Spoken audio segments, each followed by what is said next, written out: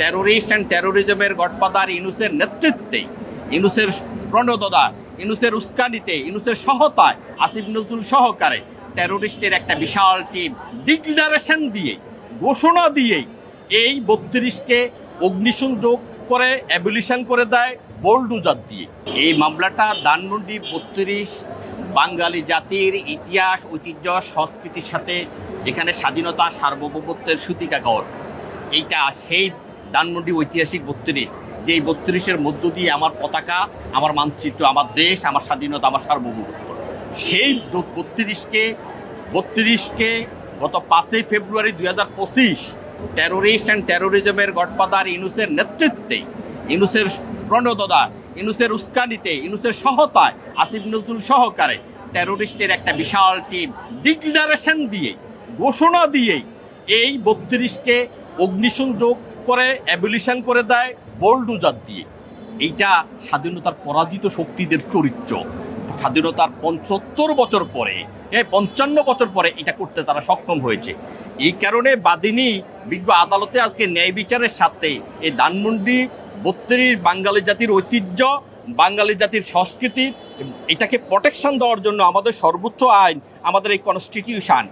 এই কনস্টিটিউশনের আর্টিকেল 24 এবং article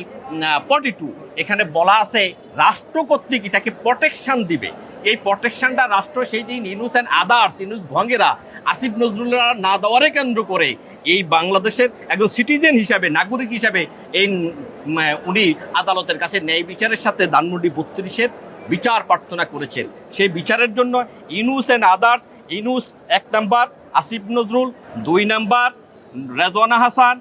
Shafiqul Alam, dustbin Shafiq, general Jahangir Alam Chowdhury, Mustafa Sarwar Farooqui, Nahid ইসলাম,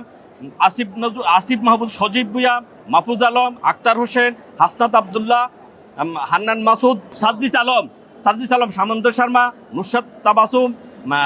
doctor Tasmin Zara, Nasiruddin Patwari, Ariful Islam Abid, Salehuddin Sifat সহ মোট 27 জনের বিরুদ্ধে, এবং অজ্ঞাত আছে 3 থেকে 5,000 আর টেরোরিস্ট অ্যান্ড টেরোরিজমরা সেই দিনে বাঙালি জাতির এই ঐতিহ্যবাহী